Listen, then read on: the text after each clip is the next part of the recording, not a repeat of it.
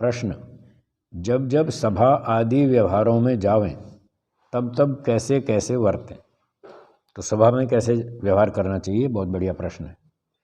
उत्तर, जब सभा में जावें तब दृढ़ निश्चय कर लेवें कि मैं सत्य को जिताऊं और असत्य को हराऊंगा। देखो सभा में कैसे बैठना चाहिए। अगर सभा में जाएंगे तो सत्य की विजय करनी है, सत्य का समर्थन करना है। जो लोग सत्य बोल रहे हैं उनको वोट देना है, उनकी ताकत को बढ़ाना है, और जो असत्य वाले हैं उनको हराना है, उनको नीचे गिराना है। अभिमान ना रखे, सभा में जाकर व्यक्ति अभिमान ना रखे, अपने को बड़ा न माने कि मैं ही सबसे बड़ा हूँ बाकी सब बेवकूफ़ हैं, ऐसा नहीं मानना चाहिए। अपनी बात का कोई खंडन करे उस पर क्रुद्ध व अप्रसन्न न हो। यानी जो व्यक्ति सभा में गया उसकी बात का कोई खंडन करने लगा, विरोध करने लगा कि आपकी बात तो गलत है, तो उस पर गुस्सा नहीं करे, उस पर क्रोध ना करे, अप्रसन्न दुखी ना हो, नाराज ना हो। जो कोई कहे उस वचन को ध्यान देकर सुन के, कोई भी व्यक्ति कुछ बोलता है तो उसको ध्यान से सुनो कि क्या कह रहा है। उसमें जो कुछ असत्य भान हो उस अंश का खंडन अवश्य करे। लोग कहते हैं जी खंडन मत करो, खंडन मत करो। महर्षि दयानंद कह रहे खंडन जरूर करो झूठ का खंडन करो, सत्य का नहीं। किसी ने कोई बात बोली और वो झूठ है, गलत है, धर्म के न्याय के विरुद्ध है, और आपने समझ ली क्योंकि आपके पास 5 कसौटियां हैं, आप जानते हैं सत्य क्या और असत्य क्या। जब आपने सत्य प्रमाणों से, तर्क से जान लिया कि ये बात झूठ बोल रहा है, तो फिर उसका खंडन करें। अगर आपने खंडन नहीं किया तो आप भी उसके समर्थक माने जाएंगे, और झूठ का समर्थन करेंगे तो आप दोषी, फिर आपको दंड मिलेगा। इसलिए झूठ का समर्थन नहीं करना, और झूठा कानून पास हो रहा हो तो वहाँ चुप भी नहीं बैठना, वहाँ बोलना है, उसका विरोध करना है, झूठ को हराना है, सत्य को जिताना है। ये है सभा में बैठने का नियम। या तो सभा में जाओ मत, और अगर गए हो तो फिर ऐसे व्यवहार करना पड़ेगा। महर्षि मनु जी ने भी कहा है, सभाम न वा प्रवेष्टव्यम वक्तव्यम वा समंजसम। या तो आदमी सभा में जाए नहीं तो उसके ऊपर दोष नहीं आएगा, और अगर सभा में चला गया तो फिर ठीक ठीक बोलना पड़ेगा। और जो सत्य हो तो प्रसन्नता पूर्वक ग्रहण करे। दूसरा व्यक्ति जो कुछ बोल रहा है, जहाँ जहाँ गलत बोल रहा है उसका खंडन करे, और जो सत्य बोल रहा है उसको स्वीकार करे। बहुत अच्छी बात है, आपने बहुत अच्छा कहा, सही कहा। बड़ाई छोटाई न गिने, अपने और दूसरे लोगों में छोटा बड़ा न गिने कि साहब मैं तो बहुत बड़ा हूँ, ये तो छोटे लोग हैं, मैं इनके साथ क्यों बैठूं, मैं इनसे बात क्यों करूं। तो ऐसा नहीं गिनना चाहिए। व्यर्थ बकवाद ना करे, फालतू की बात नहीं करे, काम की बात करे, प्रसंग की बात करे, प्रसंग से बाहर नहीं जाए। कभी मिथ्या का पक्ष ना करे, जो झूठा व्यक्ति हो उसका पक्ष कभी ना ले। सत्य को कदापि ना छोड़े, सत्य को पकड़ के चले व्यक्ति सभा में जाए तो। ऐसी रीति से बैठे व उठे कि जिससे किसी को बुरा विदित ना हो। जैसे पहले बताया था, आदमी ऐसे चौड़ा होकर बैठ गया तो ये अक्कड़ में बैठना ठीक नहीं है। ढंग से बैठो, सभ्यता से बैठो, जिससे लोगों को बुरा नहीं लगे, अच्छा लगे। और उठते बैठते समय भी इस ढंग से बैठो उठो कि लोगों को खराब नहीं लगे। तो ये सभ्यता की बातें ध्यान रखनी चाहिए। सर्वहित पर दृष्टि रखे, सबके हित पर ध्यान रखे कि ऐसी बात कहो, ऐसी बात बोलो जिसमें सबका हित हो, जिससे सत्य की बढ़ती और असत्य का नाश हो, उसको करे। जिस काम से सत्य की वृद्धि हो, सत्य की रक्षा हो, वो काम करे, वही बात बोले, वही व्यवहार करे। और जिससे असत्य का नाश हो वही काम करे, वही बात बोले सभा में। सज्जनों का संग करे, तो अच्छे लोगों के साथ बैठे हमेशा, और दुष्टों से अलग रहे, जिसको उपेक्षा बताया योग दर्शन में। दुष्टों से दूर रहो, उनके साथ बैठना नहीं, उठना नहीं, लेना नहीं, देना नहीं, कोई ट्रांजैक्शन नहीं, कोई व्यवहार नहीं। दुष्टों से बच के रहो, झगड़ा नहीं करना, द्वेष नहीं करना, पर अपना बचाव करना ज़रूरी है। वरना वो आपका काम बिगाड़ देंगे। जो जो प्रतिज्ञा करे वह सत्य से विरुद्ध न हो। हाँ जी, सभा में जाकर जो प्रतिज्ञा करे कि मैं 8 दिन में ये काम कर दूंगा, 10 दिन में ये काम कर दूंगा, जो जो भी वो प्रतिज्ञा करे वह सत्य के विरुद्ध ना हो, सत्य के अनुकूल प्रतिज्ञा करे। जो सही काम है उसी काम की प्रतिज्ञा करे। ऐसे गलत प्रतिज्ञा ना करे, मैं 3 दिन में उसकी खोपड़ी फोड़ दूंगा उसकी टांग तोड़ दूंगा, उसकी चोरी करूंगा, उसके मकान में आग लगा दूंगा। ऐसी बेकार की प्रतिज्ञा ना करे, सच्ची प्रतिज्ञा करे धर्मानुकूल, और उसको सर्वदा यथावत पूरी करे। जो प्रतिज्ञा की कि 10 दिन में मैं इतना काम कर दूंगा, तो 10 दिन में पूरा करके दो।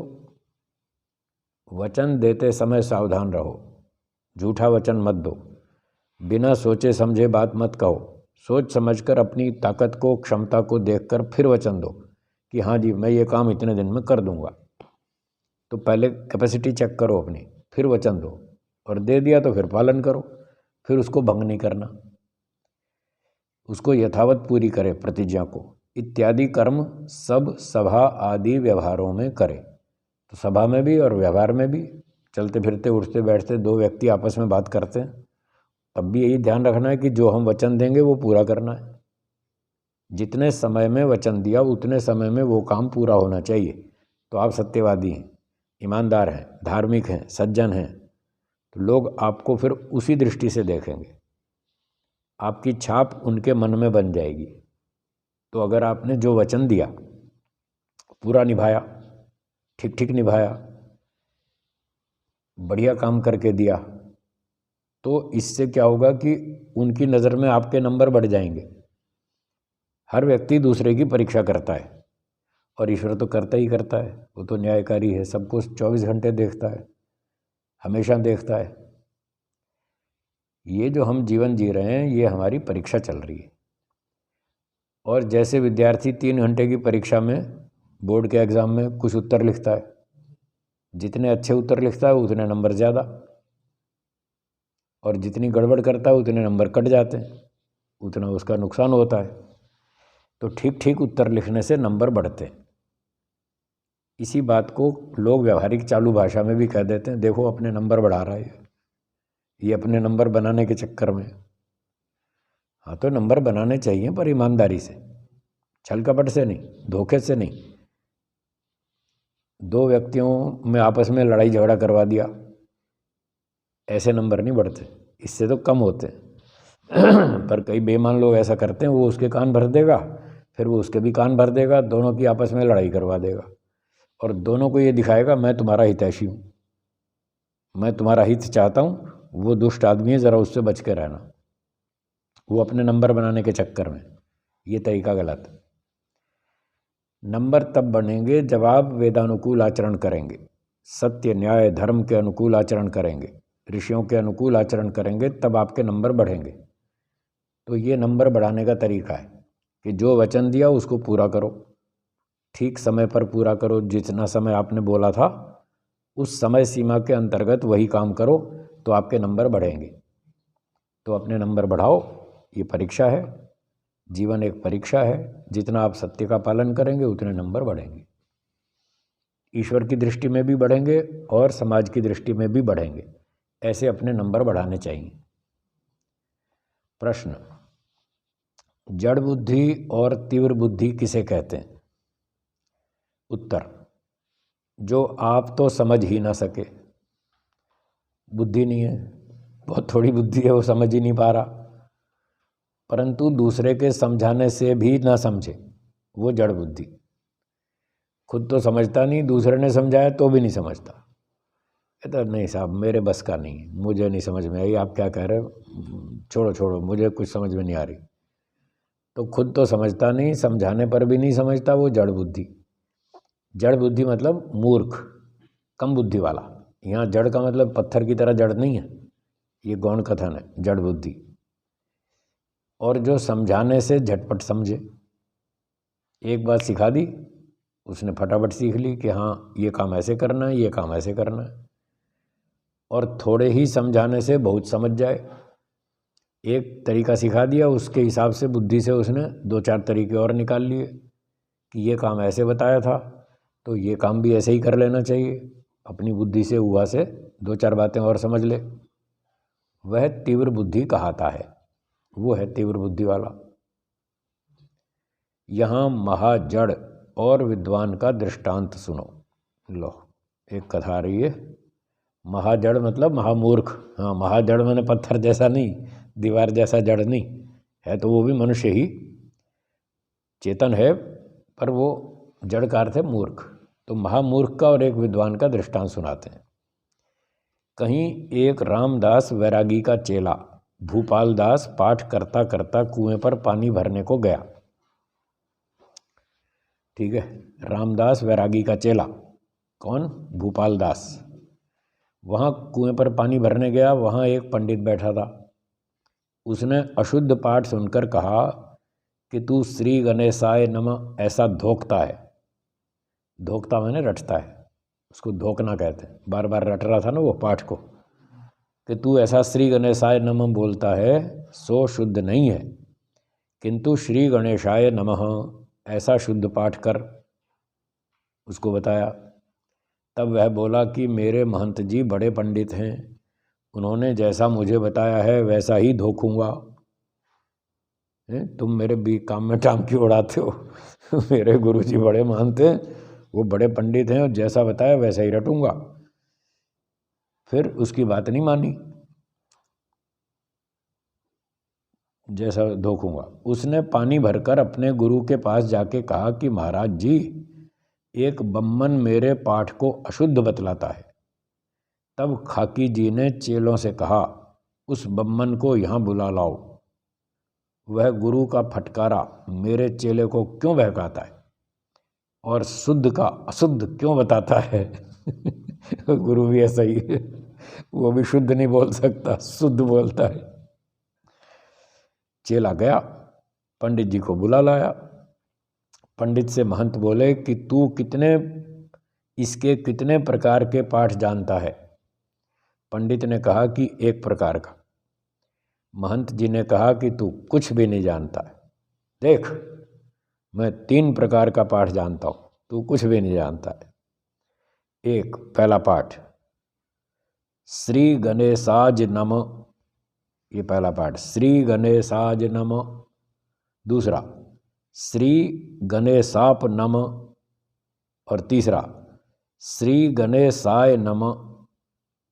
ये 3 तरह का पाठ सुना दिया महंत जी ने। पंडित बोले, महंत जी तुम्हारे पाठ में 5 दोष हैं। क्या तुम पाठ करते हो? इतना अशुद्ध पाठ है, 5 गड़बड़ है आपके पाठ में।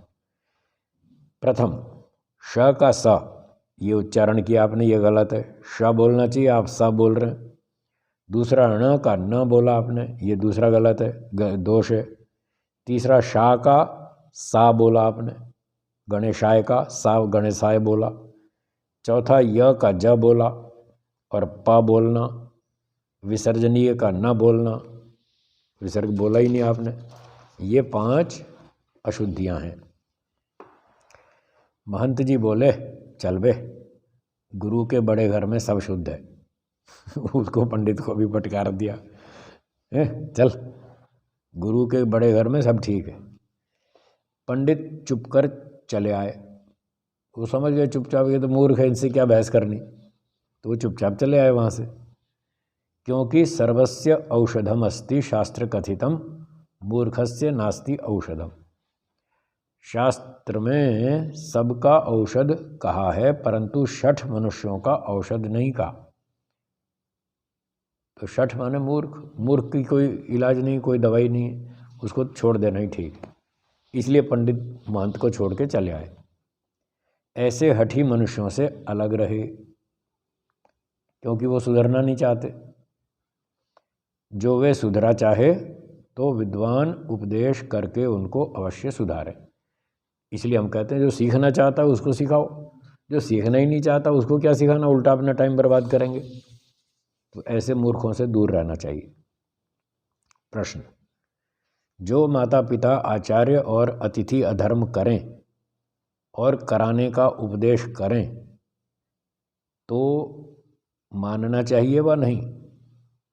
बहुत अच्छा महत्वपूर्ण प्रश्न है। आजकल बहुत सी घटनाएं ऐसी देखी जाती हैं।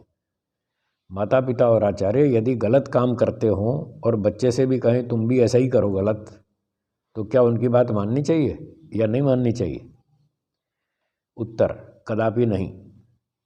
तो माता पिता और आचार्य गलत बात कहें तो उनकी नहीं माननी चाहिए, फिर वो माता पिता नहीं है, उनकी बात नहीं माननी चाहिए। एक युवक ब्रह्मचारी बनना चाहता है, वो कहता जी मैं ब्रह्मचारी बनूंगा, तपस्या करूंगा, शास्त्र पढ़ूंगा, परोपकार करूंगा, मोक्ष में जाऊंगा। और माता पिता कहते हैं नहीं, ब्रह्मचारी नहीं बनना, गृहस्थी बनना है, पैसे कमाने हैं, खाना पीना, हमारी बुढ़ापे में सेवा करनी है। तो ये तो गलत है। तो ऐसी बातें नहीं माननी चाहिए। वेदानुकूल बात माननी चाहिए। ये बात तो वेद विरुद्ध है। वेद तो कहता है कि हमारा जन्म का उद्देश्य ही मोक्ष प्राप्ति है। तो मोक्ष प्राप्ति के लिए कोई ब्रह्मचारी बने, वेदों का अध्ययन करे तो अच्छा काम है, बुरा काम थोड़ी है। तो इस प्रकार से आगे महर्षि जी कहते हैं, कुमाता कुपिता संतानों को बुरे उपदेश करते हैं कि बेटा बिटिया तेरा विवाह शीघ्र कर देंगे। ऐसी गलत गलत बातें सिखाते हैं उसको। किसी की चीज़ पावे तो उठा लाना, चोरी कर लेना। कोई एक गाली दे तो उसको तू 50 गाली दे। लड़ाई झगड़ा, खेल, चोरी, जारी, मिथ्या भाषण, भांग, मद्य, गांजा, चरस, अफीम, खाना पीना आदि कर्म करने में कोई दोष नहीं। ऐसे गलत गलत सिखाएं अगर माता पिता, तो उनकी बात नहीं माननी चाहिए, क्योंकि अपनी कुल परंपरा है। ये लड़ाई झगड़ा, झूठ, छल, कपट, हेरा फेरी, गांजा, भांग, सुल्फा, ये तो हमारी परंपरा चली आ रही है। मूर्ति पूजा हमारी तो परंपरा चली आ रही है, 500 साल से चल रही है। भले ही गलत है तो क्या हुआ, हमारी परंपरा चल रही है, इसलिए तुम भी करना। तो इस तरह से जो सिखाएं तो ठीक नहीं है, वो नहीं मानना चाहिए। सुनो प्रमाण, कुल धर्म सनातनः, जो कुल में धर्म पहले से चला आता है उसके करने में कुछ भी दोष नहीं। ये माता पिता अपने बच्चों को सिखा रहे हैं। तो उत्तर, सुसंतान आह, तो जो अच्छी संतान होती है, संस्कारी, पूर्व जन्मों के संस्कार लेकर आई, वो अपने ऐसे माता पिता को जवाब देती है। क्या जवाब देती है?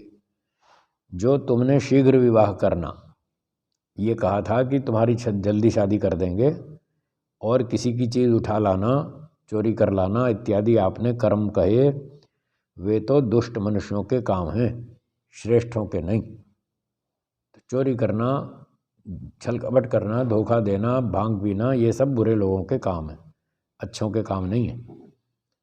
किंतु श्रेष्ठ तो ब्रह्मचर्य से पूर्ण विद्या पढ़कर, अब श्रेष्ठ काम कौन से वो बता रहे हैं।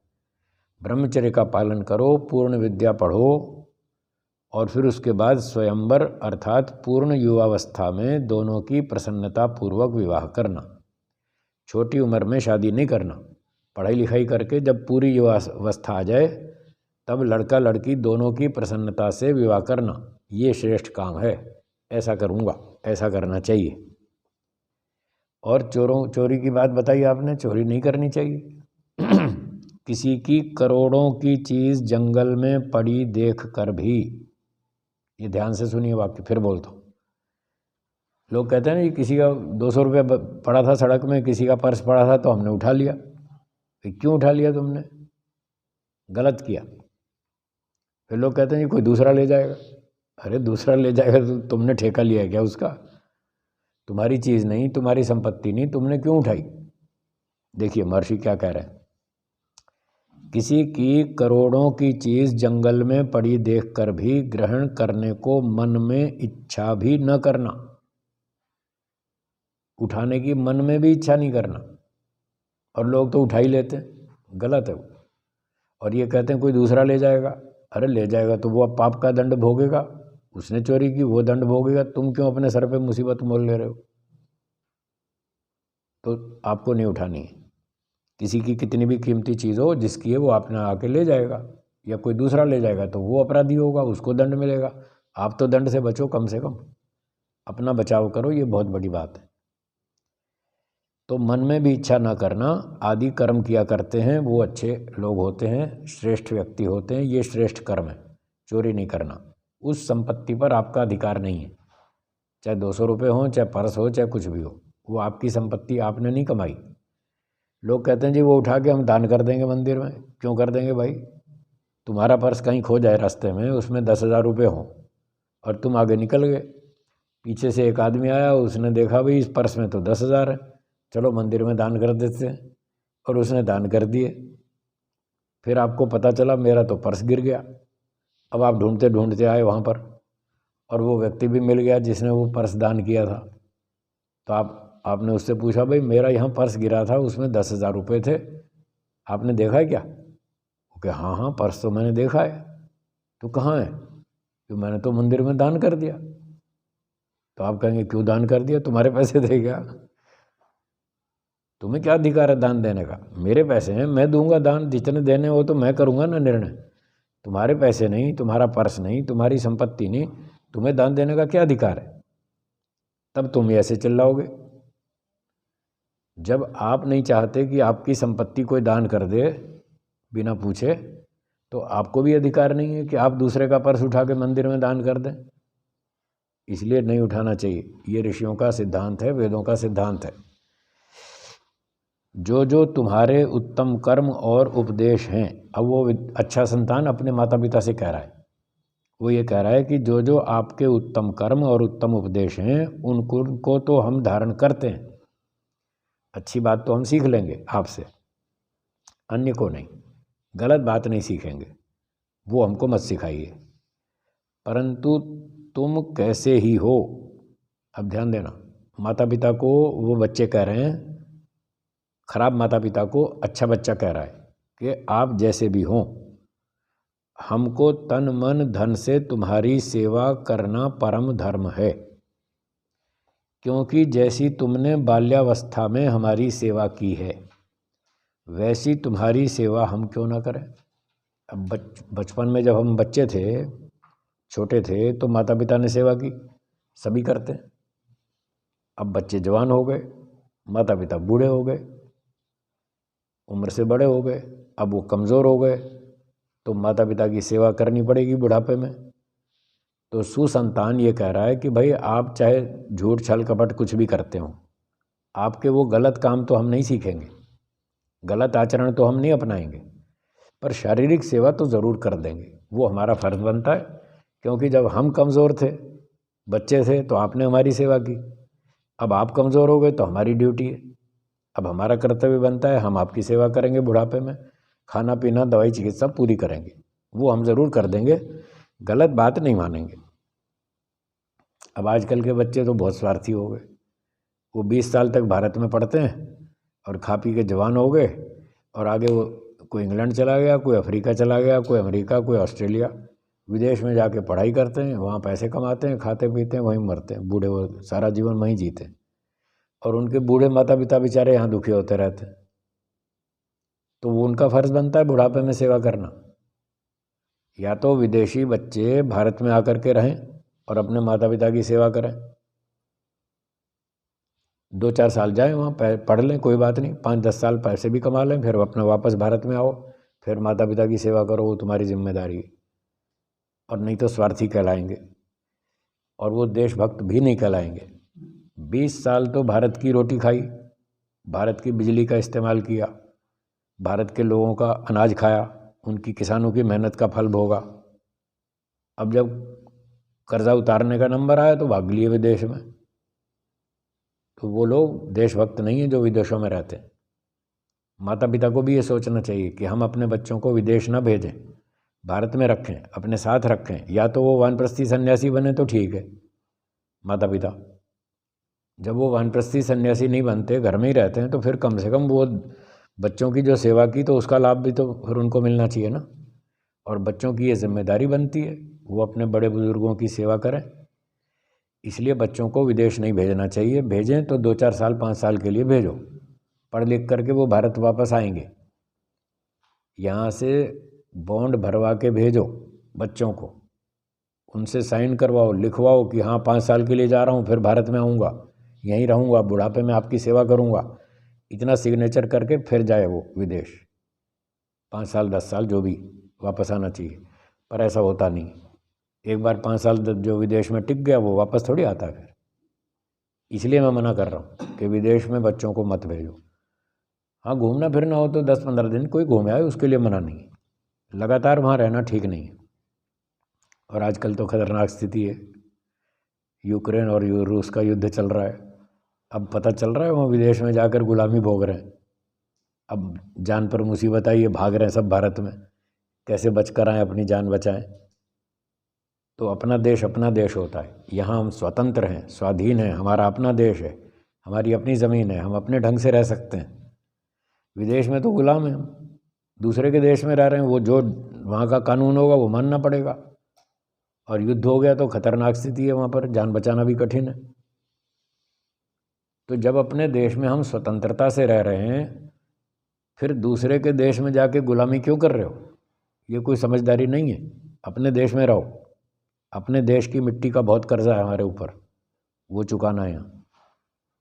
20 साल हमने भारत के लोगों से लाभ उठाया, तो हम पर 20 साल भारत की जनता का कर्जा है। अब पढ़ लिख कर जो हम 20 साल हमने लाभ उठाया, अब विद्वान बन गए, अब जब सेवा करने का अवसर आया तो हम सेवा कर रहे हैं विदेशियों की। लाभ उठाया भारत की जनता से और सेवा कर रहे हैं विदेशी जनता की। ये कौन सी समझदारी है? ये कौन सी देशभक्ति है भाई? केवल पैसे का स्वार्थ, ये अच्छा नहीं है, ये देशभक्ति नहीं है, ये सेवा नहीं है, ये ईमानदारी नहीं है, ये मनुष्यता नहीं है, ये परोपकार नहीं है, ये धर्म के अनुकूल नहीं है। आपने भारत की जनता से लाभ उठाया तो भारत की जनता की सेवा करो। आपकी विद्या का, बुद्धि का लाभ भारत की जनता को मिलना चाहिए, न कि विदेशी लोगों को। इसलिए थोड़े से पैसे के लिए बाहर मत जाओ। दाल रोटी यहाँ भी मिलती है, बहुत करोड़ों लोग यहाँ भी रोटी खा रहे हैं, भूखे नहीं मर रहे। तो ये संदेश मैं सब लोगों को देना चाहता हूँ, बच्चों को भी, उनके माता पिता को भी, कि भारतीय बनकर जिसका जन्म जिस देश में हुआ वहाँ उसके ऊपर उसका ऋण है, अपना वहाँ रहे, वहाँ की वस्तुओं का लाभ लेवे और वहीं की जनता की सेवा करे। इस तरह से काम करना चाहिए। ये देशभक्ति है और धर्मानुकूल है। तो वो कह रहे थे कि वैसी तुम्हारी बड़ी अवस्था में हम तुम्हारी सेवा कर देंगे, वो तो ठीक है, वो हमारा फ़र्ज़ बनता है, वो हम ज़रूर कर देंगे। ठीक है, चलिए फिर आगे लंबा प्रसंग है, आज इतना ही छोड़ देते हैं, फिर आगे कल पढ़ेंगे। एक बार ओम का उच्चारण करेंगे।